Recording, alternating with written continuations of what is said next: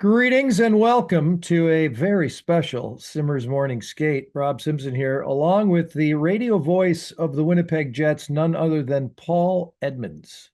Greetings, Paul. Greetings, Robert. How are you? What was your pretty good? I'm wearing my Manitoba fishing hat, my Yes. Tilly hat, Yeah. just for Yeah. you, because you'll be out Yeah. throwing lines in the water soon. We could do that now. I just haven't got out there. Yeah, you could do that. You could probably headed there right after this. What was your nickname in high school and or university or beyond? Well, the easy one, the obvious one was Eddie because the last name Edmonds, right? Right. And it's kind of funny because both my boys have been called Eddie and nobody of their sort of group has ever known me to have that same nickname. So it comes easy. Right. But that was the best one. Yeah. All right. I call you Paulie. Yeah, I get that a lot too. Even my family calls me Paulie. Paulie. And we're not even Italians, I like say it's Paulie. yeah, Paulie, yeah. Because Eddie and add the so typical hockey, add the Y or the ER, but anyway, or the E sound. All right. Big news. Rick Bowness, he's got an option year, 69 years of age. He says, that's it, I'm done. He walks away. What do you think? Well, I think that the writing was kind of on the wall for him to make this decision, and that's important in all of this. I don't know that he wasn't going to have that extra year enacted by the organization. I think that they were probably, if he had deemed that he wanted to come back, they were going to let the contract fulfill itself.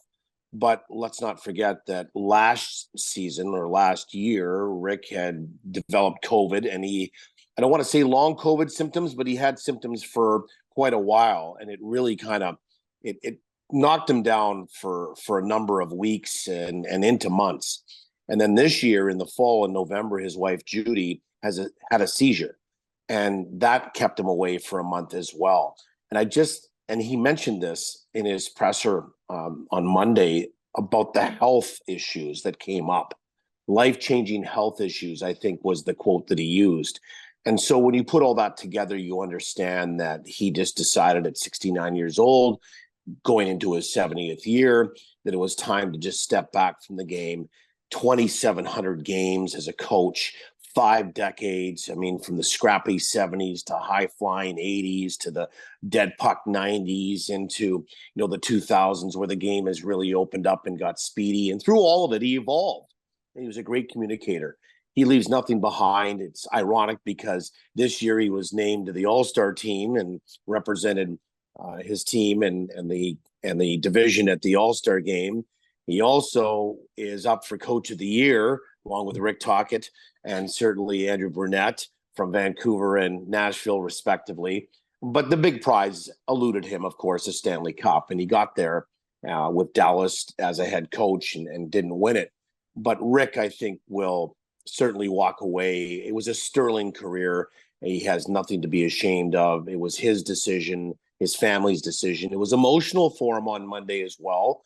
But he did 3 things here, Simmer, that he was asked to do, and he not only ticked the boxes, but he ticked them in black felt. And that was to get the team back to the playoffs when he took the reins. He did that 2 years in a row. To become better defensively, he did that incrementally from the first year, and then this year wins the Jennings Trophy, or the team does, as the best defensive team.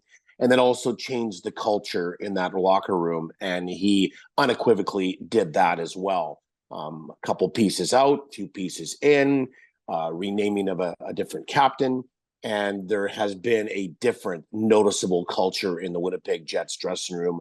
And from there, that just kind of flowers out to everything else that you want your team to be. So Rick was very successful. That will be his legacy for 2 years in Winnipeg. And the interesting part, too, was back in 1984, he came in as a coach with the Winnipeg Jets, and he ends as a coach with the Winnipeg Jets. So his entire coaching career goes basically full circle from Winnipeg all the way through 9 different NHL cities back to Winnipeg, and he's done for a career. Now, I don't rule out that he finds his way into the game in some other capacity, and there's been some media reports that he might be a real good analyst on a part-time basis on television, studio guy, or maybe he finds his way into being a consultant with the team. And let's not forget that his son, Ryan Bowness, is the assistant general manager in Ottawa, and maybe they bring him into the fold there for some guidance. I'm not speculating on anything or trying to inject some rumors, but I'm just saying that Rick is done as a coach, but maybe not done in the game in other capacities. Hey, you're free to speculate and rumorize. That's fine. By the way, he was part of successfully ridding the club of Blake Wheeler, and you talked about the change of culture.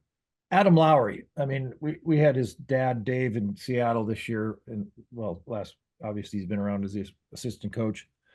I think that's a hell of a player, and I'm imagining a pretty solid captain, Adam Lowry.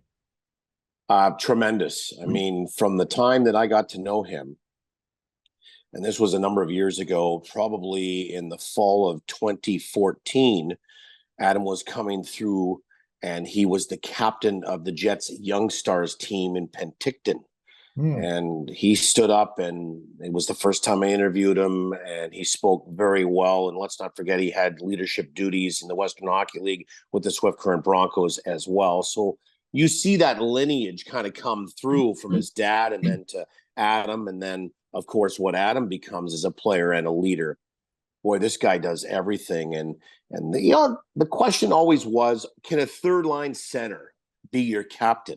And the easy answer, if you did a straw poll in the Winnipeg Jets dressing room a couple of years ago, leading up to, and by the way, Blake Wheeler had already had the captaincy rescinded off of him. So those questions kind of came up about who could be the captain, the next captain. So you weren't really stepping on anybody's toes. Yeah. And the question came up, can it be a third line center?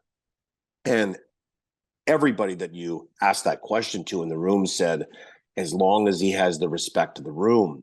So then the follow-up question would be, does Adam Lowry have the respect of the room? And unanimously, the answer was yes. I mean, He does everything. He plays hard. He fights. He gets to the hard areas. He finishes his checks. He wins faceoffs. He does things in the community. He's just everything you want and the embodiment of a captain in the National Hockey League.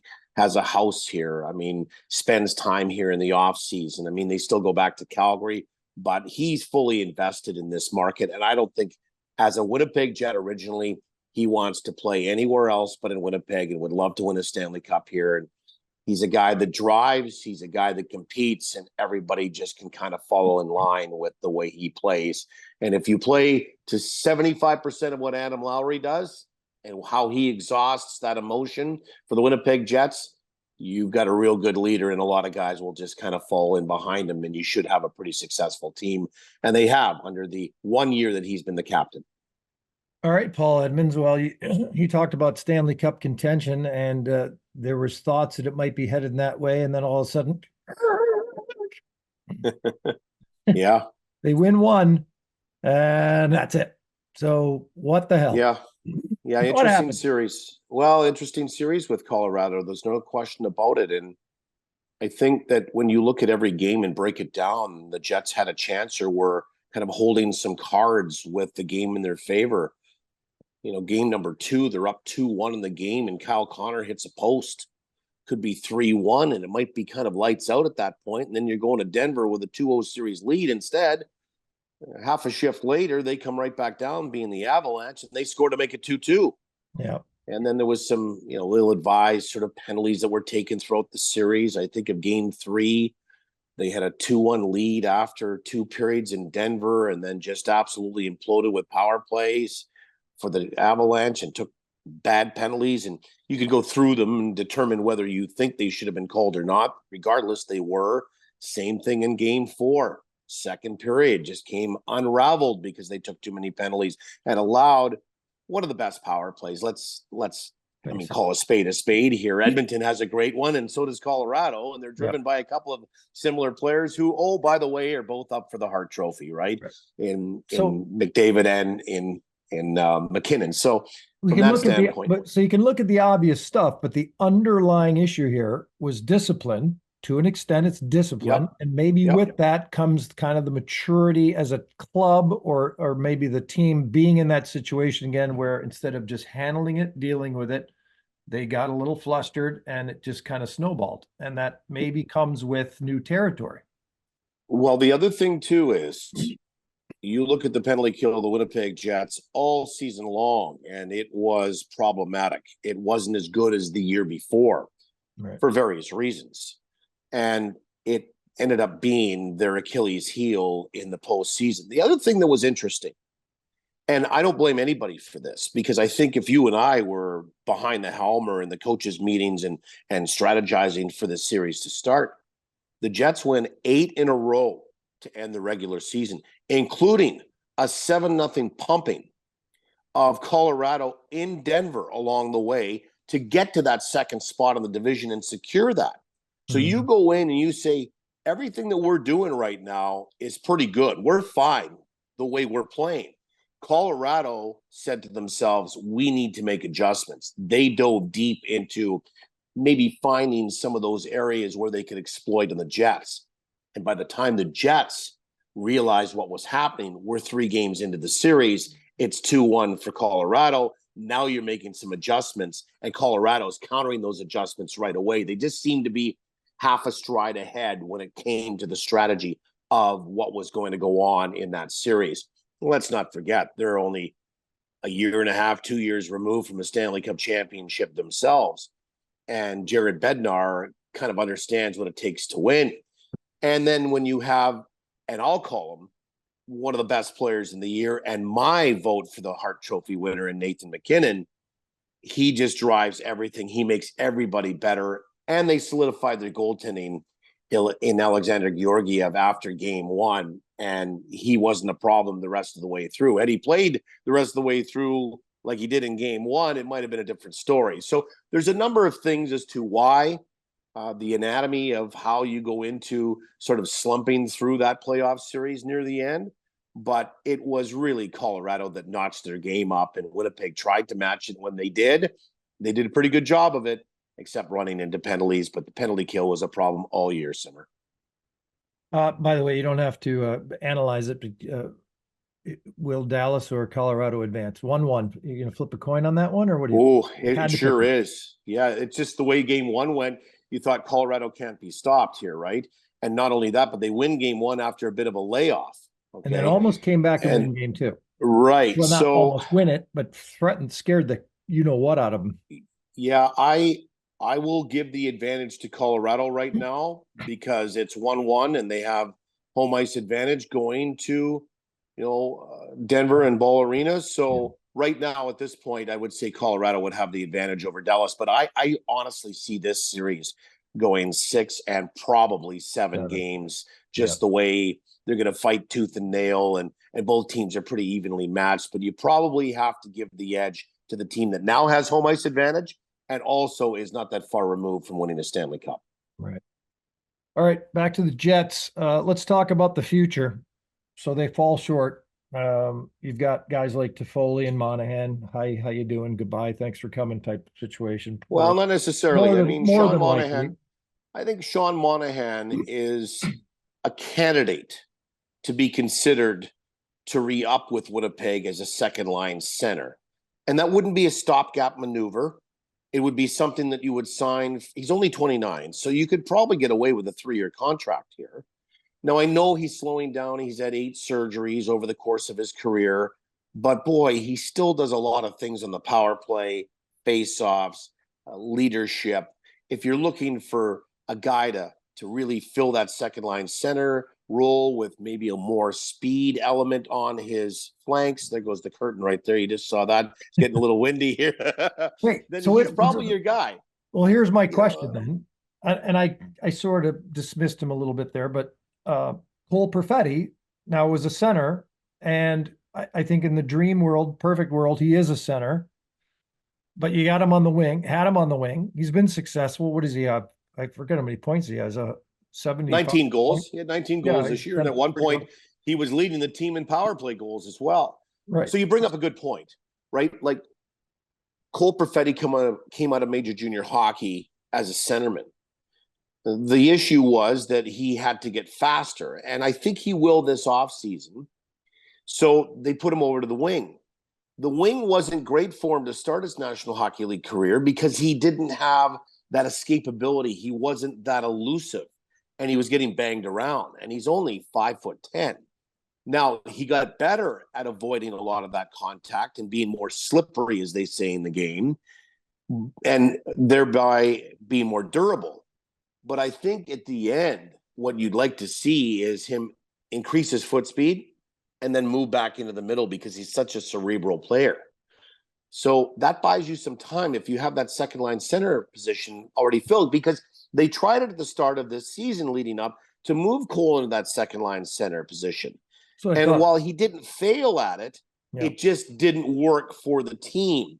And right. he still, there was some pressure there. There's no doubt about it. And he just didn't fulfill what they wanted.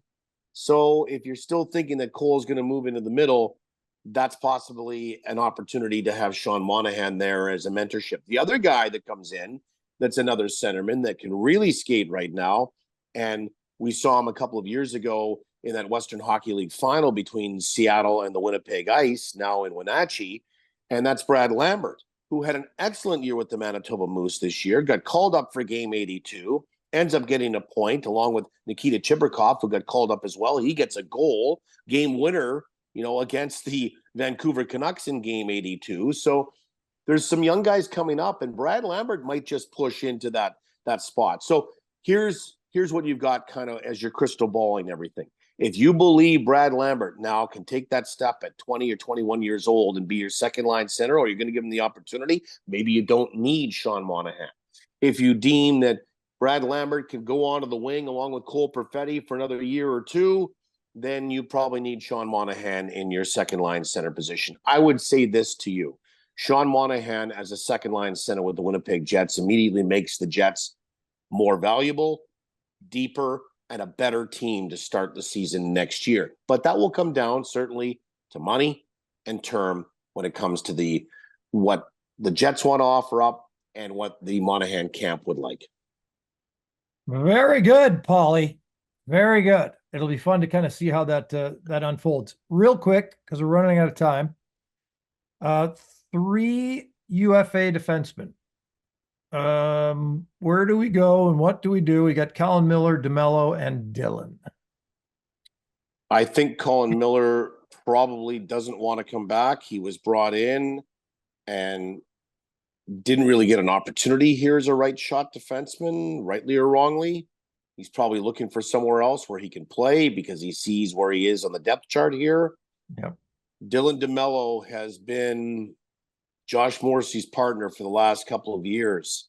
And it's been a pretty good 1-2 punch there. And a guy that can get up the ice, make a pass, physically dig the puck off the wall, but allow Josh Morrissey to have that offensive flair that he has in his game.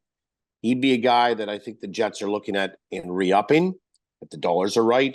And then Brendan Dillon on a left shot from that second pairing standpoint gives you something like DeMello. He's just a bigger body, though. He moves the puck. He's physical, and the Jets don't have a lot of that on the back end. So I would tell you, given their druthers and in a perfect world, they would like to bring Dylan DeMello and Brendan Dillon back. It just might not work out with the dollars, the term, and then certainly some of the younger guys that they've got from the Moose standpoint trying to push their way up into the lineup, like Ville Heinola for one. You've got another defenseman in Salamonson that's over in Sweden that wants to come over. So you got to find room for these guys. But at the same time, I don't know that you want to do a youth kind of movement on the back end when you feel that the window is wide open for you to be competitive. Stay tuned, as they say in our business. You got 60 seconds. How much pressure on Kevin Cheveldayoff this next season? I don't know that there's an overt amount of pressure on him. I do believe that there's an expectation to facilitate some of those questions that we've raised and provide answers into who's going to be where and what your team's going to look like. But I think that you've got certainly 2 contracts that kick in Mark Scheifele and Connor Hellebuck, your number 1 center and your top rung goaltender who's likely to win the Vezina for the second time after being nominated now for the 4th time. So I think when you've got those 2 guys long term, the pieces will fit in nicely. but there's less pressure, but still an expectation on the general manager of the Winnipeg Jets. Right. Still beloved by ownership. Sure. Yeah, he's done a lot of great things here. He really has. Yeah. You know, Yeah.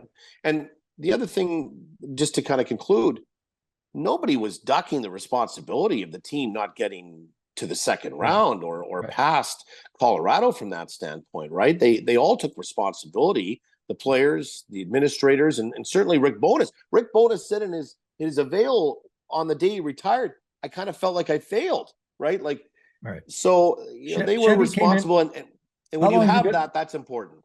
That is important. Accountability. How long has he been there? From day one. So 2011. Okay. Right. Yeah. So now the next procedure here for Chevy is what's going to happen with your head coach. Yeah. Are they going to send this out and find some resumes come in and then review it that way? Or, as it's been kind of thought for a number of years, when Rick Bowness came in, they also brought in Scott Arniel, who was the associate coach. Yeah. And everybody thought that there was just the heir apparent there, and Rick slides out and Scott Arniel slides in. Well, I guess we'll have to wait and see on that as well, because there's been no announcement. Now, you're not going to make that announcement on the day that Rick Bowness is retiring. Okay, that just wouldn't be appropriate. No. But I think in the next coming weeks here, if you're not hearing anything about Scott Arniel having the associate tag removed and the head coach tag placed on him, then they might be going through some sort of a process to look beyond just the scope of what they have already in their system or in their stable. Outstanding, Paulie. We're up to date on the Winnipeg Jets. Off season awaits. And can't wait. Yeah. Oh yeah, I'll do that too. Yeah. Yeah, a little bit of that. I got that waggle. Maybe I'll get over there and do one or both with you, or you can always come out west. Get her done. But we'll see you, and a great job. We appreciate it. Always enjoy your work. Always enjoy your broadcasts, and look forward to seeing you in the not so distant future. Simmer, my pleasure.